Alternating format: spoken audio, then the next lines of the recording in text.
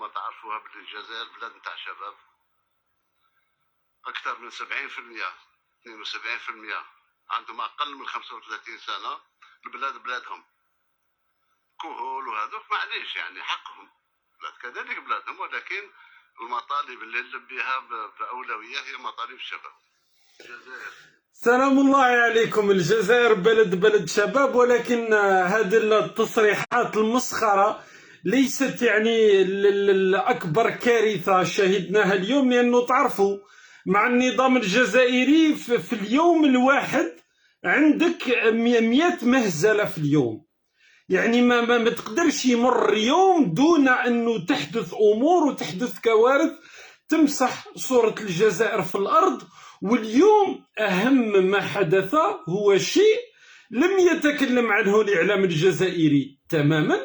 النظام الجزائري متجاهل كليا بطبيعة الحال لأنهم أسيادهم، وهو تصريحات الرئيس الفرنسي إيمانويل ماكرون التي نشرت الأمس، والتي مش فقط أهان بها الجزائر والنظام الجزائري والدولة الجزائرية وتاريخ الجزائر وما شئت، يعني مسح بهم الأرض يعني ذهابا وإيابا. وإحنا اليوم التركيز بطبيعة الحال على ماذا؟ على الشان، وعلى مجيء المنتخب المغربي من عدمه، وعلى هذه لا تدشين ملعب نيلسون مانديلا، ولكن ولا واحد يتكلم على الفضيحة الكبرى التي بطبيعة الحال مرة أخرى تضرب صورة الجماجم، والتي تأتي في يعني في مسار تاع قضية الجماجم المزورة وغير ذلك. بطبيعة الحال التصريحات تاع إيمانويل ماكرون ماذا كانت؟ لأنه لو تشوفوا في الإعلام الأجنبي، لأنه الإعلام الجزائري ما سمعش بأنه إيمانويل ماكرون أطلق تصريحات البارحة زاد يعني مسح بها صورة الجزائر في الأرض.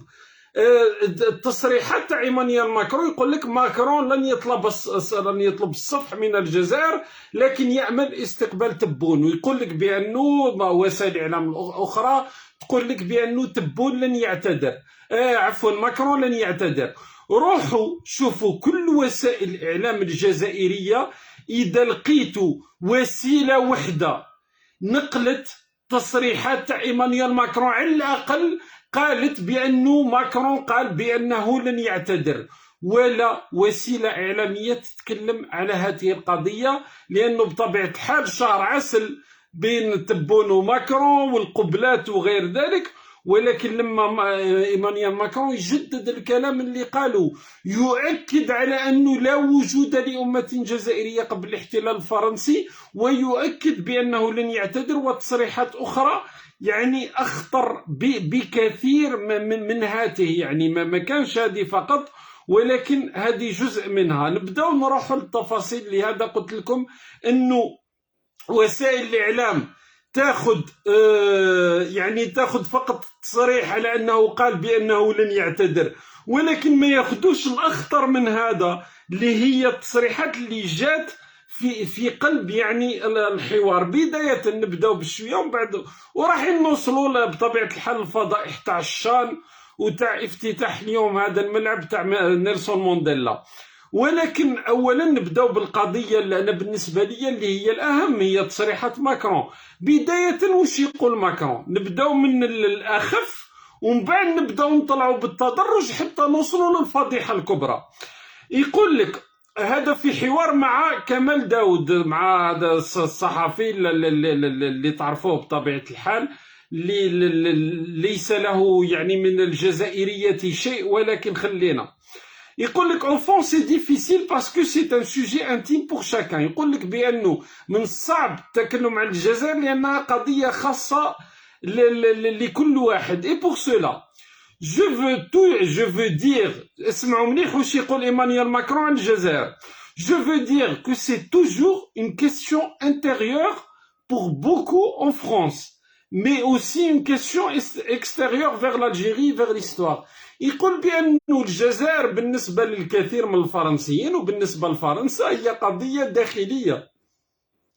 يعني باه تشوفوا وين وصلت عادي، يصرح التصريحات هذه جوجيل والرئيس المعين تبون وشنقريحه جوجيل اللي البارح برك كان يخطب علينا لما تكلم السفير الفرنسي الاسبق، ولكن على ايمانويل ماكرون ولا واحد يرد. هذه راني قلت لكم هذه اخف شيء.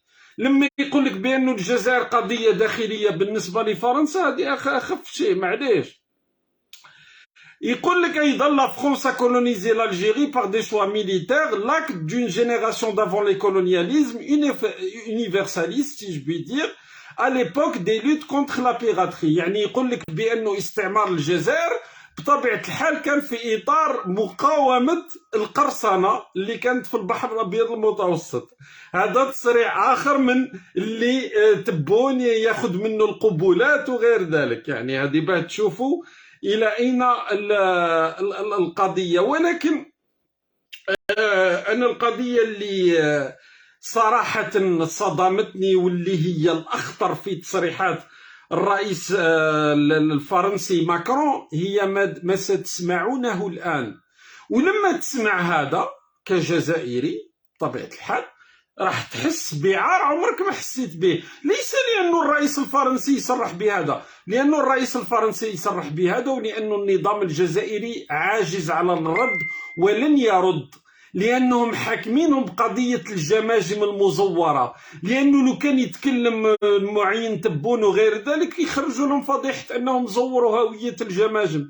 بطبيعة الحال مستحيل أنهم يتكلموا. اسمعوا مليح هذا المقطع. Le seul pardon collectif que j'ai demandé. هنا لما يتكلم على قضية الاعتذار يقول لك الرئيس الفرنسي ماكرون بأنه الاعتذار الجماعي الوحيد الذي قدمته سي أواركي. الاعتذار الوحيد الذي قدمته هو الجماعي الوحيد الذي قدرته هو للحركة. Je ne demande pas pardon à l'Algérie et j'explique pourquoi. لن أقدم اعتذار للجزائر وأشرح لماذا. يقول لك عادي بشكل ما كانش قال مجال للتأويل. يقول لك je ne demande pas pardon à l'Algérie. دزوا معاهم لن أعتذر للجزائر. لو كان توقف في هذه قال سيدي لا تعتذر للجزائر، لا تعتذر اخي روح خطينا برك، ما تعتذرش للجزائر.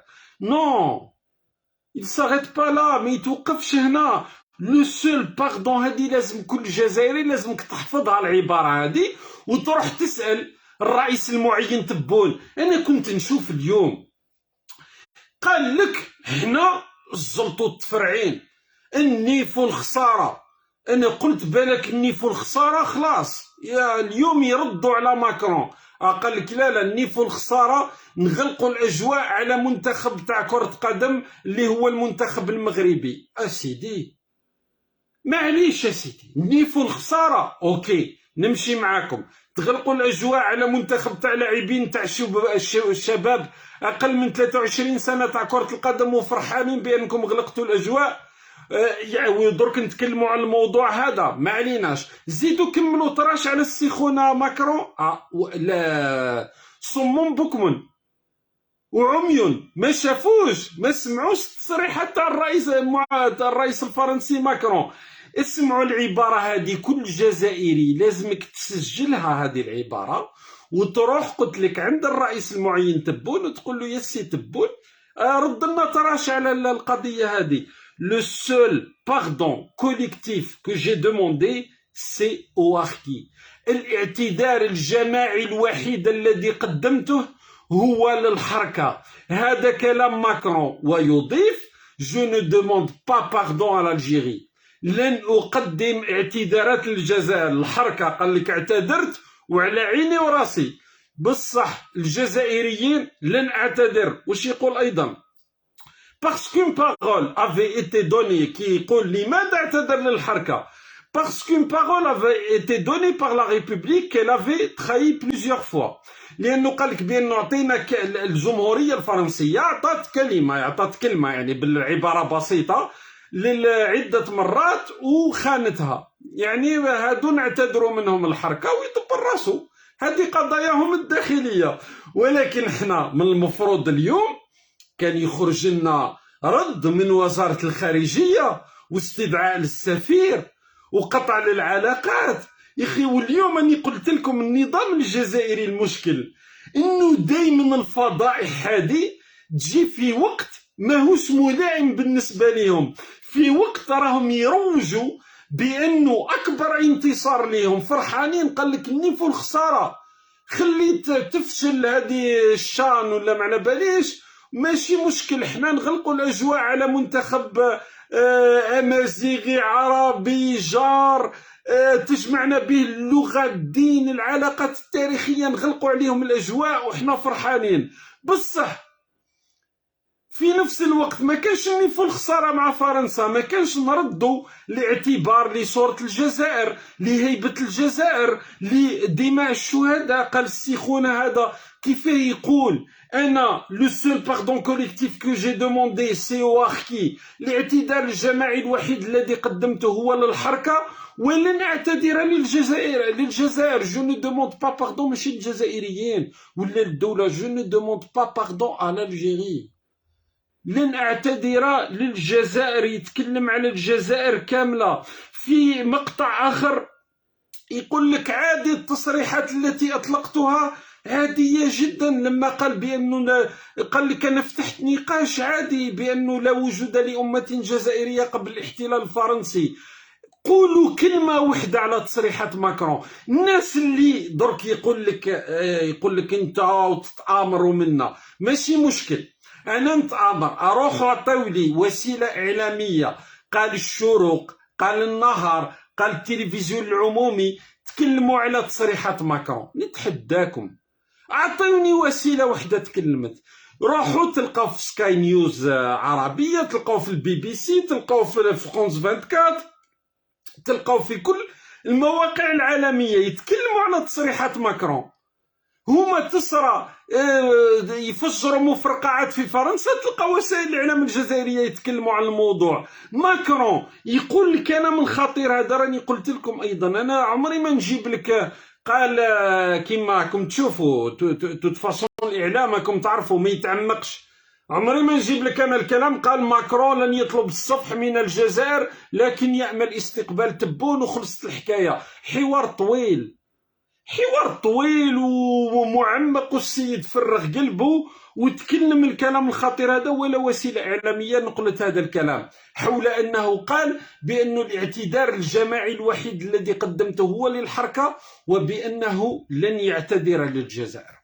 هذا كلام ماكرون اللي راهو تبون الرئيس المعين راهو معاه بالقبولات. انا رحت شفت اليوم سمعت باللي تبون راهو يدير في ندوه صحفيه ولا راهو يتكلم، ولا انا قلت بلاك الرئيس المعين تبون راهو راح يرد على ايمانويل ماكرون. يا خويا واش قاعد يدير تبون؟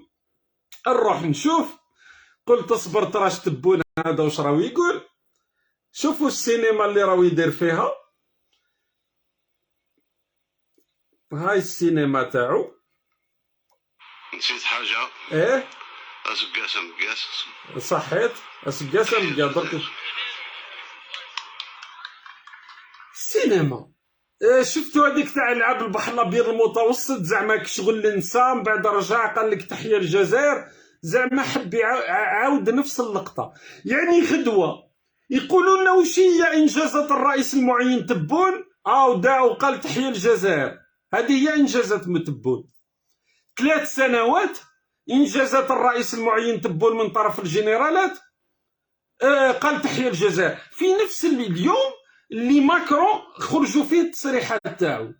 يعني ما قادر يرد، ما قادر يتكلم على اوضاع الجزائر، يدير في السينما ويدير في التهريج. هذا ما لقينا من الرئيس المعين تبون، ما كان ولا شيء، كلمه ما قالوها. انا اللي قلت لكم اللي تحيرني انه حتى الاعلام باه ينقل التصريحات ما ينقلش التصريحات. هذا اعلام الانبطاح. وكم شفتوا هذا مؤخرا الصحفي هذا اللي توفى رحمه الله عليه وربي يصبر عائلته، كان شفت اخر منشوراته كان يطبل الرئيس المعين تبون ويقول لك نجاح القمه العربيه والجزائر وتبون يلم شمل العرب ومنا. ساعات بعدها مسكين صار ينشر في منشور يقول لهم سكانير، ما قدرتش ندير سكانير، لو كان ما كانش معرفه ومنا ما تقدرش دير سكانير في الجزائر، رغم انه كان يطبل للرئيس المعين تبون، لكن في اخر ايامه لما كان بحاجه الى انهم يتكفلوا به رماوه، ولا واحد سمع به باغي يدير سكانير ما قدرش يدير سكانير. شوفوا القذاره تاع الاعلام هذا المنبطح. واليوم قلت لكم في قضيه مثل هذه، في روحوا اكتبوا ماكرون ولا تصريحات ماكرون تلقوها في وسائل الاعلام الدوليه كلها. ما كانش وسيله اعلاميه ما تكلمتش عليها. انتم في عقلكم انه اليوم في الجزائر تطلق تصريحات كما هذه على الجزائر من الرئيس الفرنسي وما يكون حتى رد؟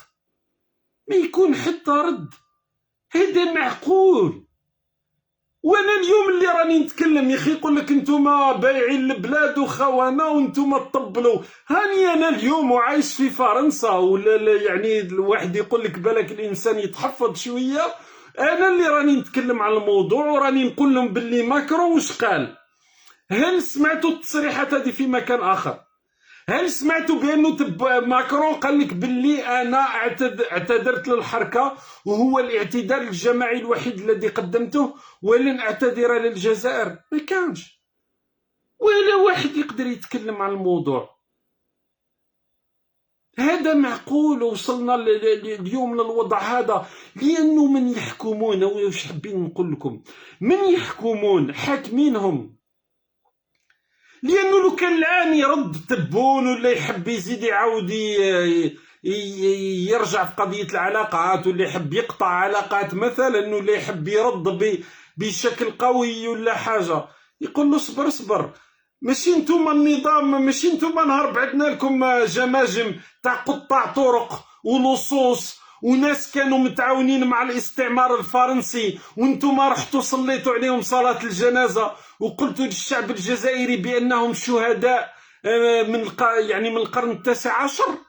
ماشي نتوما النظام، ماشي درك نفجروا لكم الفضيحة هذه ونأكدوا المقال تاع نيويورك تايمز اللي كان أصلا فضيحة عالمية. شت تسكت. نقول لك باللي لن اعتذر لك، ونقول لك بانه الاعتذار الجماعي الوحيد اللي قدمته هو للحركه، وتقفل فمك وما تتكلمش والاعلام تاعك يسكت.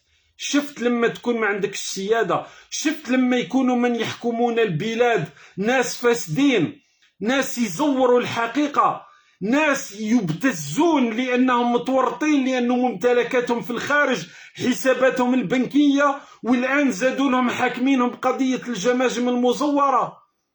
تتكلم ترد على تصريحات ماكرون، ها واش راح يلقاك من جهه اخرى.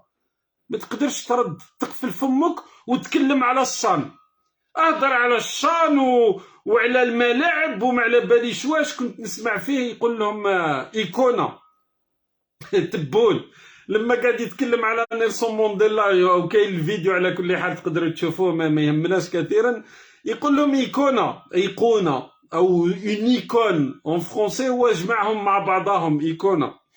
هاوس اليوم تبون كان يحكي على الايكونا في وقت انه تصريحات تطلق على الجزائر، وسائل الاعلام الدوليه تتكلم عليها، حنا ولا شيء، كلمه لا تلفزيون العمومي، لا اي شيء. وزيد الفضائح زادوا حكموهم من جهه اخرى، الناس تخدم على مصالحها. شوفوا واش يديروا لهم، شوفوا الحماقه تاع النظام الجزائري. دوك نقول لكم لماذا حماقات هادو تاع النظام الجزائري، درك تفهموا القضيه.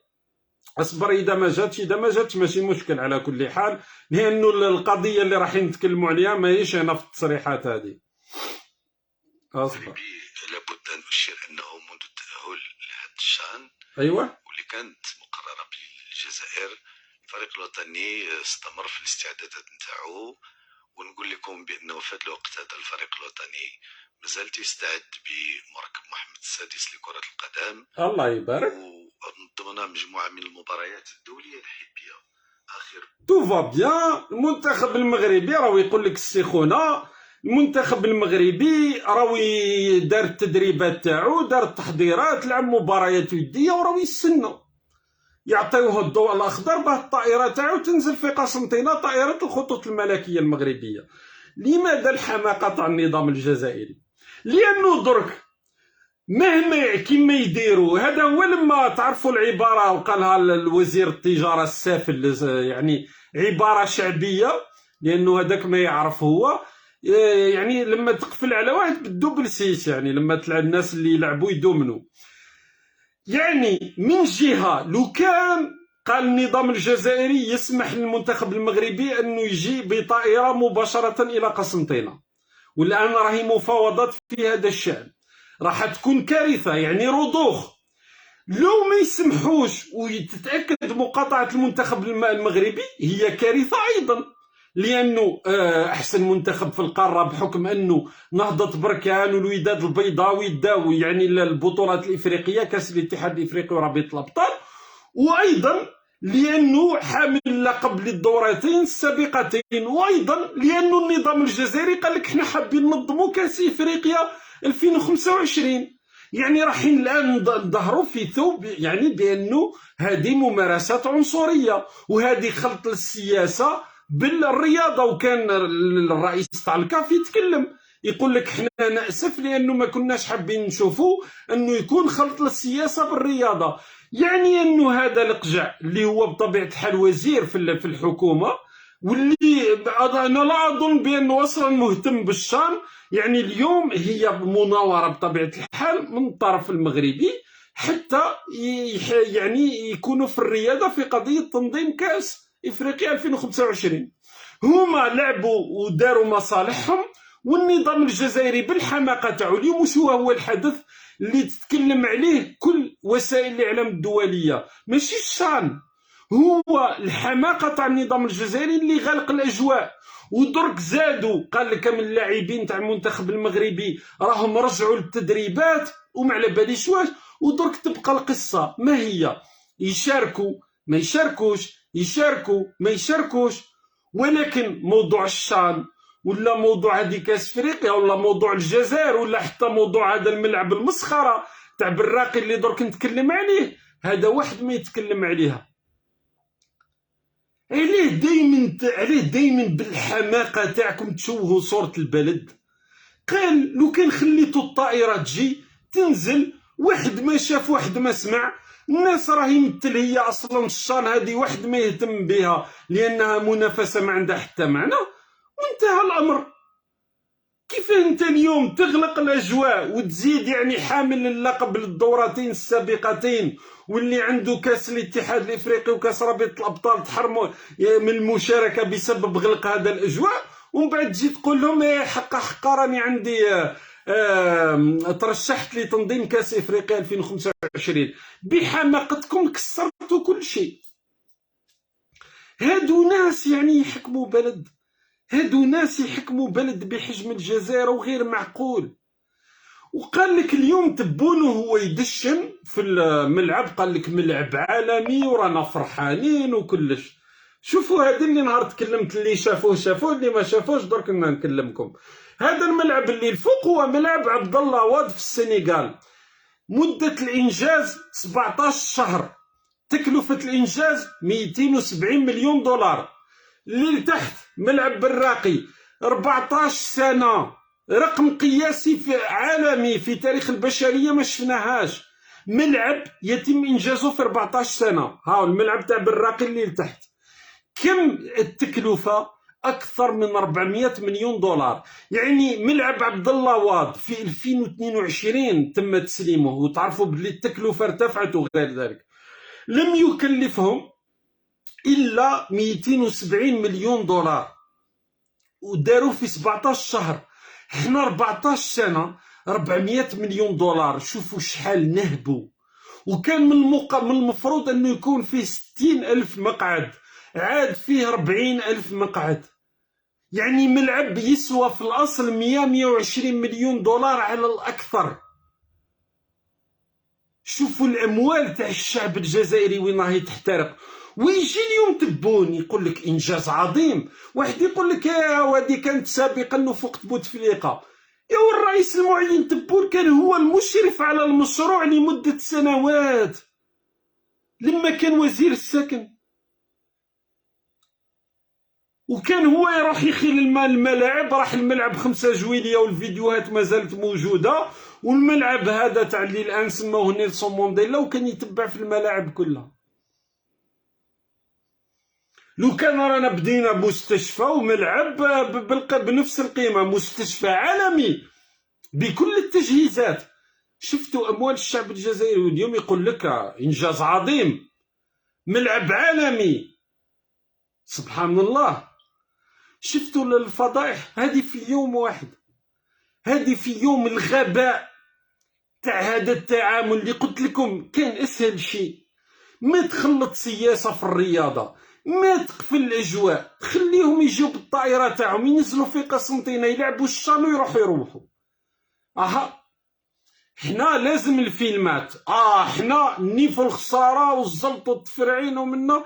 درك تخسر كاس افريقيا 2025، الناس كلها راهي تضحك علينا، يقول لك شوف هذا البلد اللي غالق الاجواء، فريق كرة القدم ماشي حتى تاع الاكابر، اقل من 23 سنة، شبان مساكن لا علاقة بالسياسة جايين يلعبوا مباراة في كرة قدم. وكل هذا في نفس اليوم اللي تخرج فيه تصريحات الرئيس ماكرون، الرئيس الفرنسي ماكرون، اللي يمسح بها الارض، يمسح الارض بصورة الجزائر مرة اخرى، عاد اللي يجي يمسح بنا الارض. على كل حال عادي، النظام الجزائري كلمة لا، لانه تتكلم كما قلت لكم. نعاودوا نخرجوا لكم قضية الجماجم المزورة وتفاصيلها، ونزيدوا نفضحوكم امام العالم، رغم انه نيويورك تايمز راهي تكفرت بالموضوع هذا. على كل حال مازال لنا الحديث، مازال يطول يعني، ومع هذه المسخرة هذه تاع الشان مازال يطول. ناري قلت لكم مهما حدث، سواء يجي المنتخب المغربي ما يجيش، خاسرين في الحكاية. علاه توصل روحك للوضع هذا؟ علاه تحط روحك في موقف بايخ؟ ما عنديش عبارة واحدة أخرى، موقف بايخ. وسيدي خليونا من هذه، ردوا لنا على ماكرون. راني قلت لكم الناس اللي راكم تسمعوا، معليش راني نعرفوا الوقت هذا، ورانا وقت تاع الاصوات اللي بقات تتكلم، تقريبا واحد ما بقى يتكلم في البلد هذا. اليوم اللي يتكلم على النظام يلقى روحه في السجن، معليش تجي عندي انا تشتم وتسب ومنا مرحبا، ما كان حتى مشكل، وفرغ قلبك في التعليقات، انا ما عندي حتى مشكل من هذا الباب. بصح برك نطلب منك حاجة، سب وشتم وفرغ قلبك، بصح من بعد روح شوف وسائل الإعلام تاع بلدك إذا تكلمت ولو بكلمة على تصريحات ماكرون. روح شوف التلفزيون العمومي، روح شوف وكالة الأنباء الجزائرية اللي تضل تنشر 10,000 منشور في اليوم. روح إذا لقيتهم ردوا بكلمة واحدة على تصريحات خطيرة، أصلا تصريحات تاع ماكرون اللي كنت نتكلم لك عليها، روح إذا لقيتها في مكان آخر بأنه قال لن أعتذر. الاعتذار الوحيد الجماعي الذي قدمته هو للحركة، ولن أعتذر للجزائر. هذا هو كلام الرئيس الفرنسي. وبين قوسين ماكرون عاد يعطينا في الدروس، على ما أظن أني أخذت المقطع، لكن ما يهمش نزيد نقراه لكم. على كل حال الحوار راهو طويل كثيرا، نتكلم على العديد من النقاط، لكن يعطينا في الدروس. قال لك على المعارضين النظام الجزائري اللي موجودين في فرنسا، قال لك معليش عارضوا، قال لك حنا ما نقدروا نديروا لكم والو لانه القضاء في فرنسا، القضاء هو اللي يحكم. قال لك بصح معليش عارضوا النظام الجزائري، قال لك بصح بشويه برك، يعني ما تفسدوش العلاقات الدبلوماسيه بين البلدين. اي والله عاد يعطينا في الدروس يا سيدي. تسمى ما كفاش هو حطنا كيما درك، تسمى انا كي نسمع ماكرون كيما النظام الجزائري يشوف التصريحات تاع ماكرون يسكت، يقول لك صبر صبر يزيد يخرج لنا، حنا ما عندك ما تخرج. اليوم الوحيد اللي يتكلم عن الموضوع هذا هو معارض وساكن في فرنسا. كيفاه الناس اللي في الجزائر، وسائل الاعلام، النظام الجزائري، المسؤولين، الرئيس المعين تبون شنقريحه، ولا واحد يقدر يرد بكلمه على التصريحات الخطيره هذه تاع ايمانويل ماكرون؟ هذه جاتكم عاديه يعني؟ جاتكم ما كان فيها ولا شيء.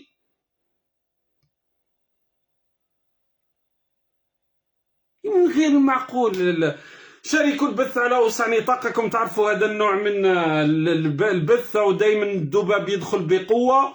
شاركوه على أوسع نطاق، تفاعلوا، خليوا تعليقاتكم. اللي يحب يفرغ قلبه في التعليقات مرحبا بكم. على بالي اللي قلت لكم الوضع اليوم في البلاد واحد كارثي يعني اللي وصلنا ليه. أنا لا أتعجب لما نشوف الناس تسب المعارضين ولا، لأنه شكون راح وعلى من راح تكلم عن النظام كلمة تلقى روحكم مباشرة في السجن ومختطف وغير ذلك. هذا هو الحال اليوم في الجزائر. ما نكذبوش على بعضنا، ولكن تفاعلوا مع البث، شاركوه على أوسع نطاق، وركزوا في التصريحات تاع ايمانويل ماكرون اللي قلتها لكم. زيدوا روحوا بحثوا إذا كنت أنا كاذب، إذا كاين وسيلة إعلام في الجزائر تكلمت على الموضوع، إذا التلفزيون العمومي يتكلم على الموضوع، ولا كلمة. هذه هي، والسلام عليكم. وما زلنا كلام يجيش المسخرة تاع الشنادي، نزيدو نتكلموا على المهازل هذه تاع النظام. والسلام عليكم ورحمة الله تعالى وبركاته.